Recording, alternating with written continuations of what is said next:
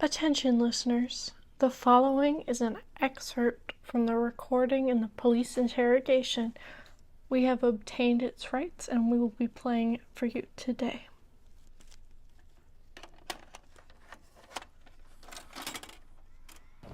Alright, let's start with the basics.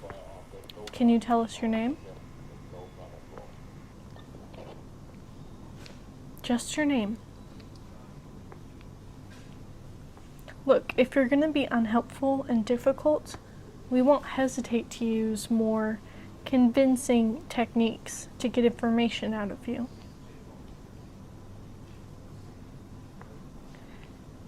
Do you think this is some kind of a joke?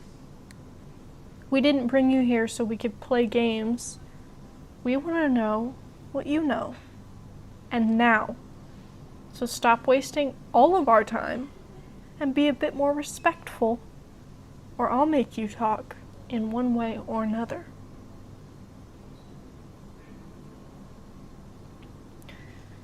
We brought you here because you were a suspect in a recent robbery. We think you may have some information about the crime, and we're going to get you to talk, no matter what. So you can either cooperate with us, and this will all be over soon, or you can keep being difficult and make things worse. From your file and your information, you're suspected of stealing a large amount of money from a bank earlier this week. We have evidence and witnesses that suggested you were involved, along with a string of murder-suicides. So how about you confess and make this easier for all of us? Why is that so hard to believe? I think we both know you're guilty, so why try to deny it? Saving us both some time, and just tell us the truth.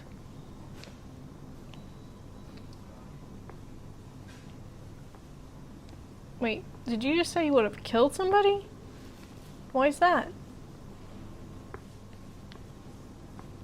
Can you please explain what you mean by more fun? Are you saying you find killing people enjoyable?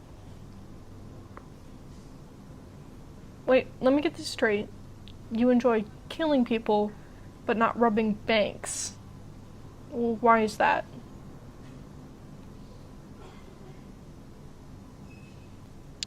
So you only see stealing money from banks as pointless and a waste of your time, but killing, you find that enjoyable. Yes?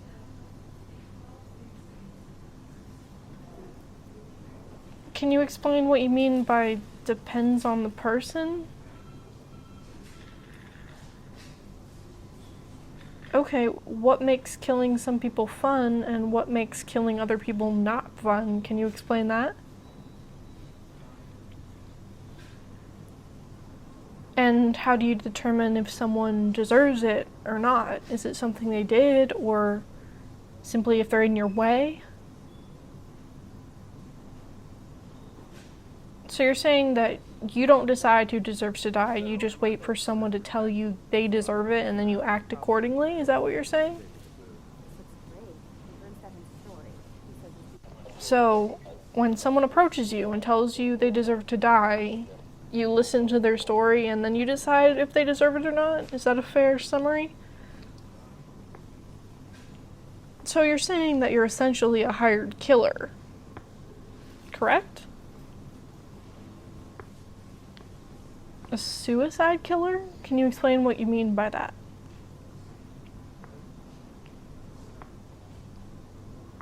So, you're saying that people approach you and offer to pay you to assist them in ending their own lives? Is that correct?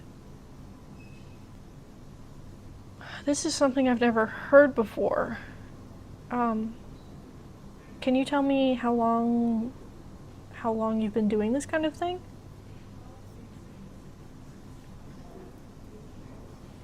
So you've been assisting people in ending their own lives for a few years now.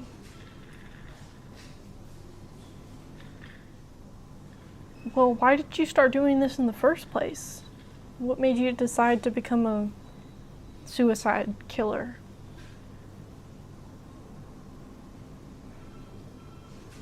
a deal with someone? Can you explain what you mean by that? What was this deal and who did you make it with? Hey, so I marked all the corners where taxis. And so, okay, You'll probably notice right away that there's a mistake with the food. you wanted to die, and this person said if you did their job for a day, they would. But one day was all it took? And you wanted to live after that?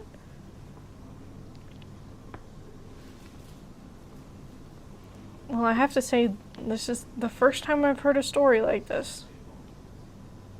Can I ask you a question? And please, please be completely honest with me. Do you enjoy doing this? Do you enjoy assisting people in ending their lives?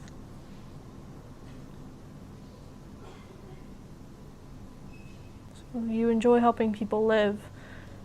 Are you saying you're proud of giving people this choice? Well, I have to say, this is something I never thought I'd hear. You have a very unorthodox perspective. Do you see yourself as a savior of sorts?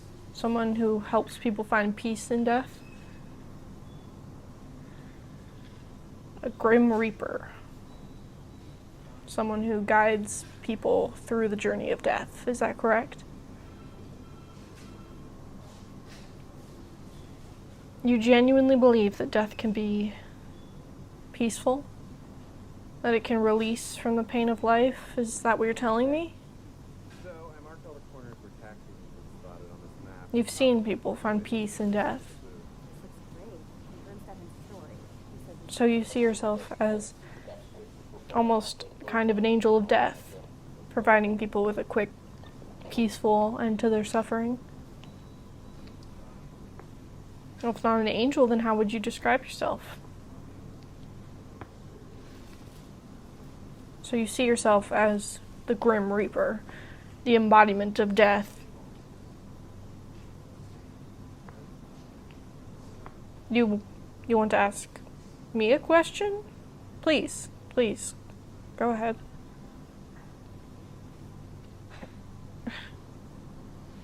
Of course I want to live. I have a family, a job, responsibilities. Why do you think I don't want to live? My time?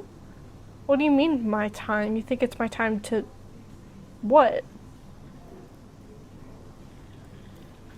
How can you possibly know that? How can you tell I've thought about?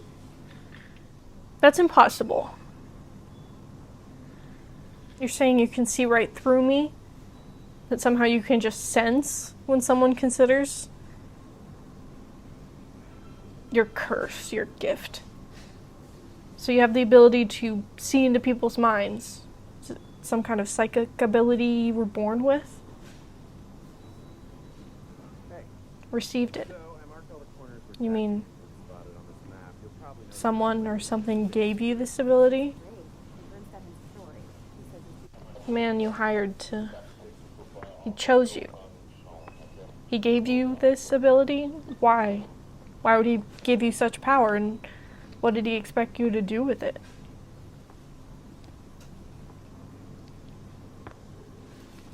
You accepted this. And you've embraced it. You are a truly remarkable person. Me? Why are you here for me? What do you mean? What do you want with me? You know, I've thought about an offer. You've come to make me an offer. What are we talking about here? Your job. You want me to help people end their lives like you do? You want me to do your job for a day? You want me to help people find peace in death like you do? Is that what you're offering? One day.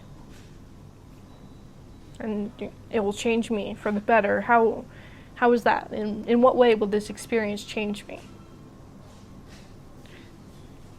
And if I decide it's not for me, and I want to return to my life, what then? And if I decide at the end that I can't cope with what I've seen, if I decide I want to, you'll make it peaceful. You'll take care of everything. Okay. I'll do it. I'll try your job. For one day. I'll do what you do and see what you see.